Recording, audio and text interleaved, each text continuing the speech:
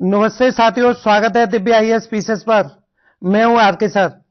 किसी कवि द्वारा रचित पंक्तियां मैं हृदय कंठ से पढ़ना चाहता हूं। बुझाए जिस आंगन का चिराग, उस घर की दीवार भी रोई होंगी। खोया है जिन माओं ने लाल अपना, न जाने वो माएं कैसे सोई होंगी, न जाने वो माएं कैसे सोई होंगी। साथियों, आज की न्यूज, बांग्लादेश में हिंदुओं पर हमले जारी हैं और ये हमले 18 दिसंबर 2025 की रात से प्रारंभ हो गए थे।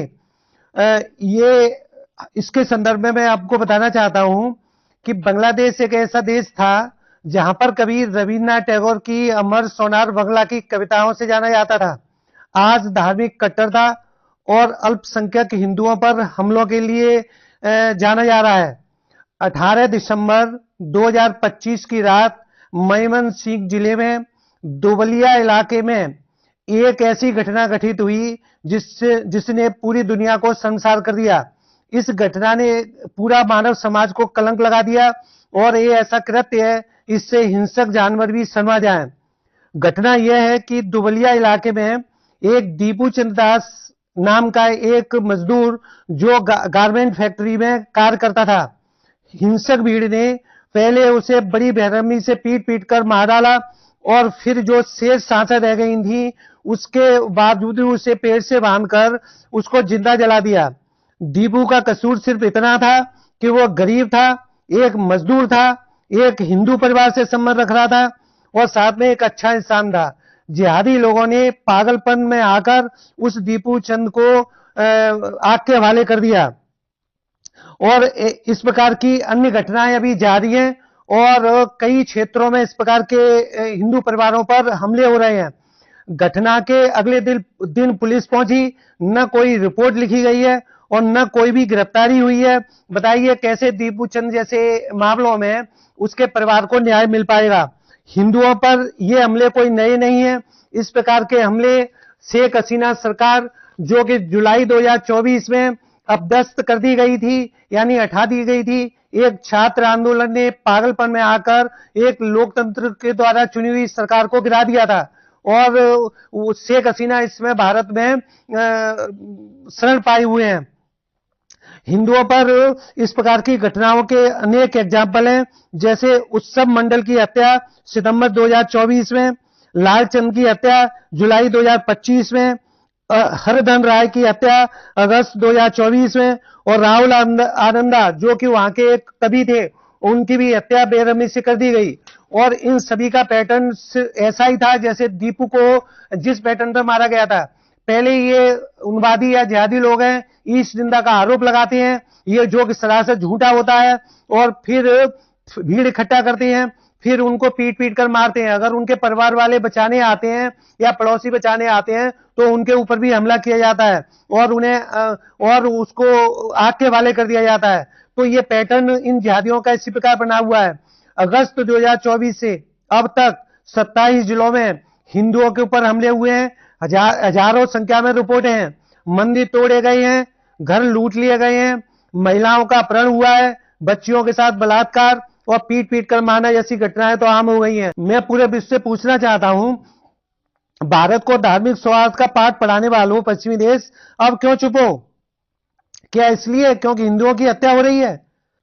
दो घटनाओं से मैं तुलना करना चाहता हूं। जब बांग्लादेश में हिंदुओं की हत्या हो रही है तो पश्चिमी देश और यूएसए चुपचाप बैठे हुए हैं। क्या यह छोटी घटना है? इसलिए छोटी है कि हिंदुओं की हत्या हो रही है।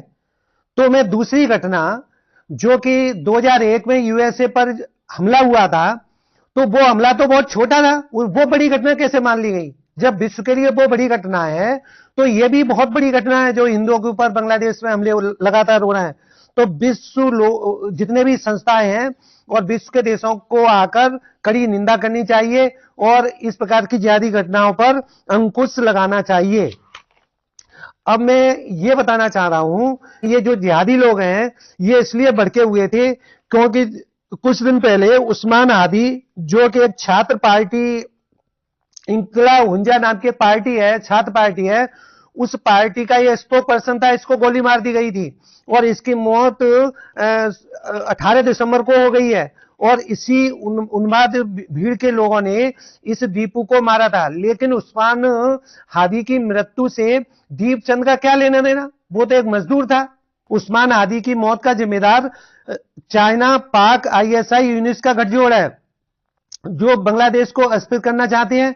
इसका विस्तार हम अभी आगे के पैराग्राफ में देखते हैं। और ये गठबंधन में चाइना का ये यहां पर वो है इशू है, क्योंकि चाइना एशिया की सबसे बड़ी महाशक्ति बनना चाह रहा है और भारत उसके से प्रतिद्वंद्विता रखता है।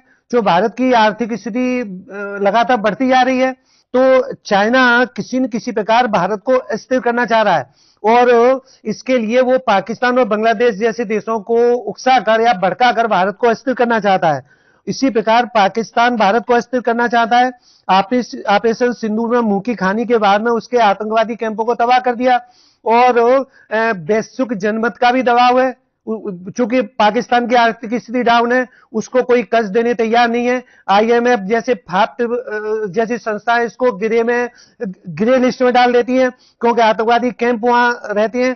तो बस उन्हीं आतंकवादी कैंपों को चलाने के लिए वो अस्थिर बांग्लादेश चाहता है, क्योंकि स्वस्थ बांग्लादेश में तो ये कैंप नहीं चल पाएंगे, तो वो अपने आतंकवादी कैंपों को शिफ्ट करना चाहता है और भारत को अस्थिर करना चाहता है। और जहां तक यूनिस की बात है, तो उनमें न तो कोई राजनीतिक समझ है और न कोई सामाजिक समझ है, न वो कूटनीतिक समझ जानते हैं। वो गद्दी पर एक अंधे बहरे की तरह बैठे हुए हैं। अंधे क्यों हैं? क्या उन्हें दिखाई नहीं दे रहा है कि छोटी छोटी बच्चियों को पकड़ लिया जाता है, बलात्कार कर दिए जाते हैं, उनके अपहरण कर लिए जाते हैं, जबरन शादियां कर ली जाती हैं? बहरे इसलिए हैं, क्या उन्हें सुनाई नहीं देता है? दीपू चंद जैसी माएं और बहनें कितनी होंगी जो कितनी चीत्कार से जोर जोर से रोती हैं, चिल्ला रही हैं, बचाओ बचाओ, क्या कानों में तुम्हारी आवाज नहीं घुस रही है? इसलिए वो बहरे भी है, यूनिस है ना। और न उनमें सूझ है और न समझ है। सूझ होती, यानी सूझ मतलब समझ को सूझ कहते हैं। अगर सूझ उनके अंदर होती, तो अगर समझ होती, तो क्यों पाकिस्तान के हाथों बिककर आईएसआई के हाथों बिककर बांग्लादेश का सत्यानाश कर दिया या उसको अस्थिर कर दिया? चाइना की कठपुतली क्यों बन जाते हो, है ना? और चाइना की गोदों में बैठ के भारत के चिकन्ने की काटने की बात करते हो। भारत तो आपके दो दो गर्दनों को काट देगा, दो दो चिकन्ने को काट देगा, दो तीन दांत टूट जाएंगे, है ना। और बूझ तो इसलिए नहीं है कि अगर वो जानते हो, तो बूझ मतलब बूझना, जनता की कष्टों को सुनना। जनता महंगाई के मार में त्रस्त है, पूरा बांग्लादेश परेशान है, आर्थिक अर्थव्यवस्था चौपट कर डाली है और यूनिस बिल्कुल अंधे की तरह, बहरे की तरह, बिना सूझबूझ के गद्दी पर बिल्कुल बैठे हुए हैं, है ना। तो इस प्रकार से अरे इनको तो सूझबूझ होती तो कब का ये त्याग पत्र देके वहां से हट जाते और स्वस्थ लोकतंत्र पार्टियों को चुनाव लड़ने देते, जिससे स्वस्थ लोकतंत्र आता और बांग्लादेश का भला होता।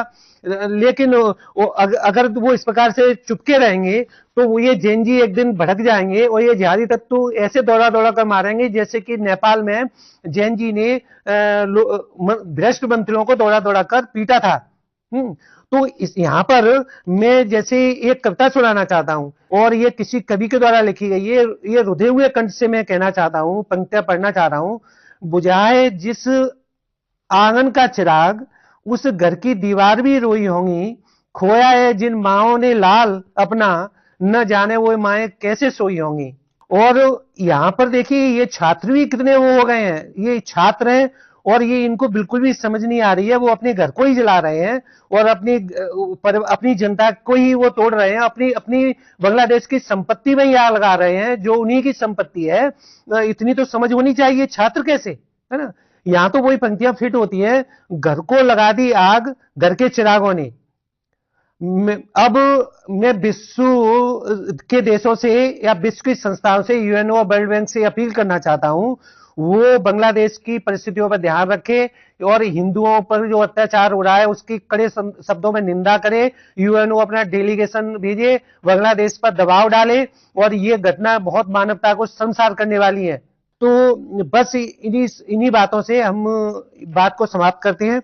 साथियों, इसी प्रकार के इशू को जानने के लिए जुड़े रहिए दिव्य IAS PCS पर। धन्यवाद।